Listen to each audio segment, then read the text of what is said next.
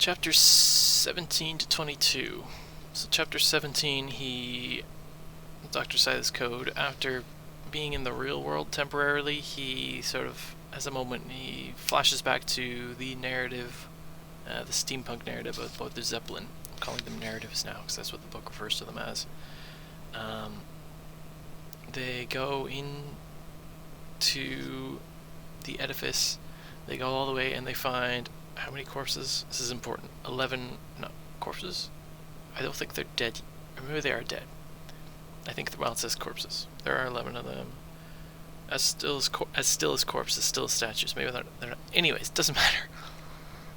There's 11 of them. 5 from the Demeter and 6 from the Demeter and 5 from the Europa. So there was 6 on the. Maybe the numbers doesn't matter. Anyways, they find these people sort of plugged into this machine that's like sucking the life of them.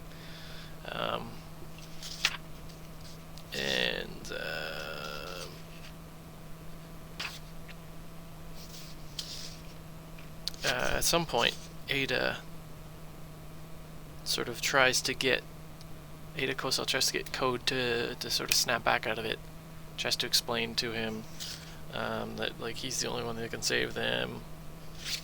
Dupin has another crazy moment, but oh right, that's what happens.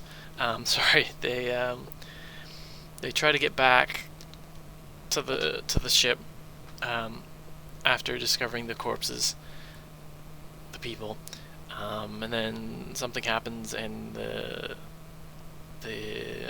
dirigible breaks free from the ceiling and plummets into oblivion. And as they're falling, Ada's like, this is a bit dramatic, even for you, Silas, don't you think? And then he wakes up back in reality in this sort of 21st century part of this mission. And at this point, he sort of looks through the ship. He sees that there's 6 bunk beds, and there are 6 exosuits, or whatever you call them, spacesuits, missing. So he's like, oh, the 6 people, they went out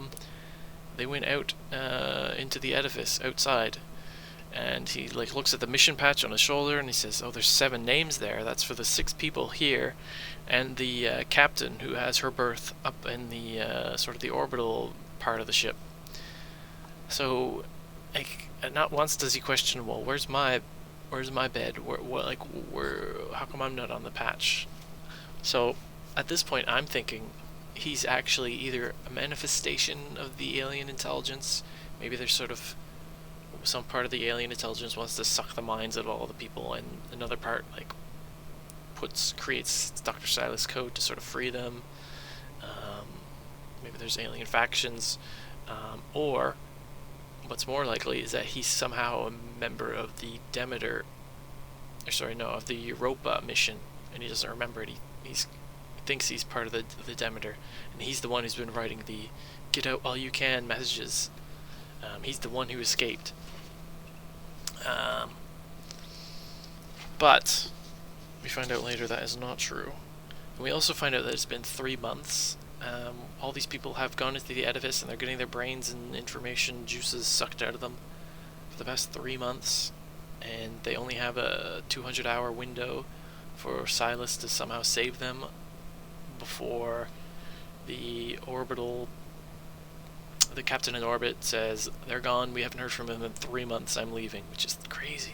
You think after a couple weeks, you'd be like, oh, they're dead. 3 months. Anyways, and that's another thing, Ada. Who's Ada?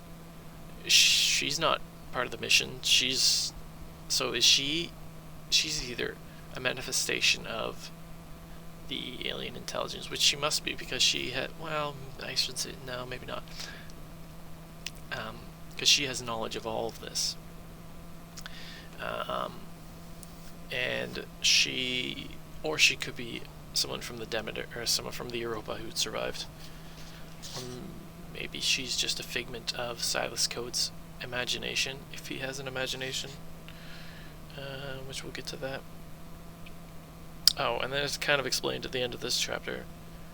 She's like, it's code.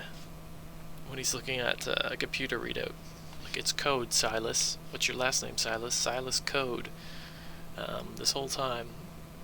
Yeah, it's later on it's revealed that he's an AI.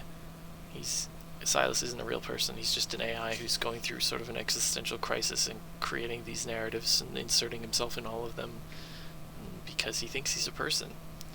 But he's not. Oh, and it's revealed that they have a way to sort of save the crew in that Silas can sort of pilot Ramos's body, because Ramos, when he had the surgery, he had some sort of a neural net thing placed inside of his skull as a precautionary, but this Silas Code, the AI, can use that to sort of ride the body of Ramos and thus free the people, get them back to the ship. That's the mission. But when she says, it's code, Silas, he wakes up. And he's in a new narrative. This one's a really weird one. It's sort of, think 1950s or 60s retrofuturism.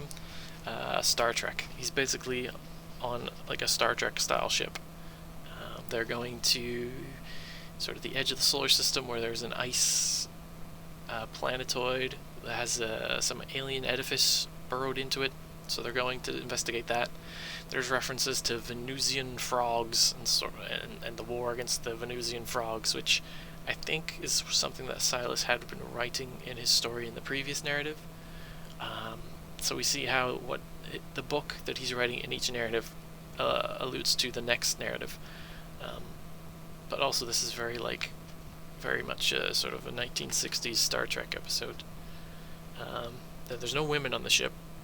There's like tapes and vacuum tubes and stuff, and although his memories of sort of the real 21st century ship, he says as it was sort of an old outdated spaceship, even though the one he's on seems pretty old and outdated.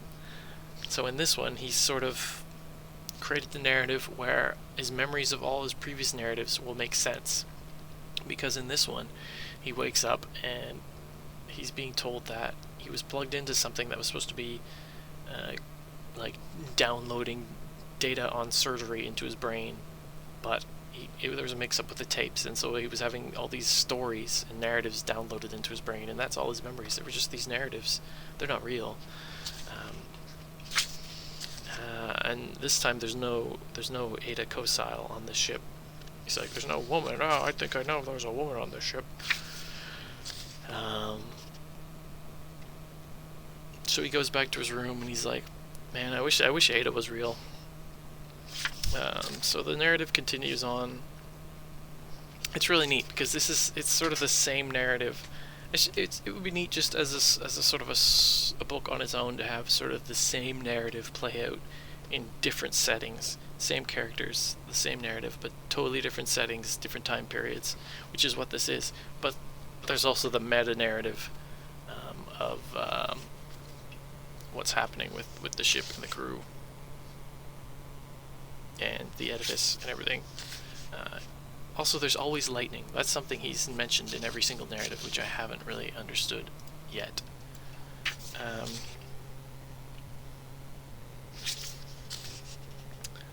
So, at some point there, when they're investigating this planetoid, they see something sort of yellow stuck in the ice, and he thinks it's Ada Kosile, because she's always wearing yellow. That's another thing. But I think that's because of the jumpsuits that the sort of real, in reality, that the crew wears are yellow.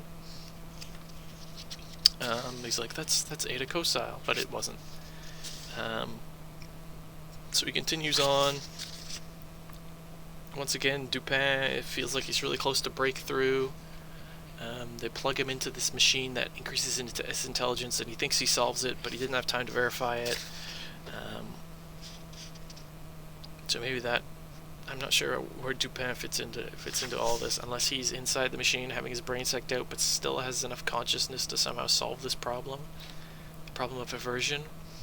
I feel like this is the like, we have the narrative, and then we have the meta narrative, we have the various narratives and the meta narrative of the people are trapped inside this ice planetoid and have their brains sucked out by an alien, and Dr. Silas Code, the AI, is the only one that can save them. But I feel like there's a meta narrative where I don't know.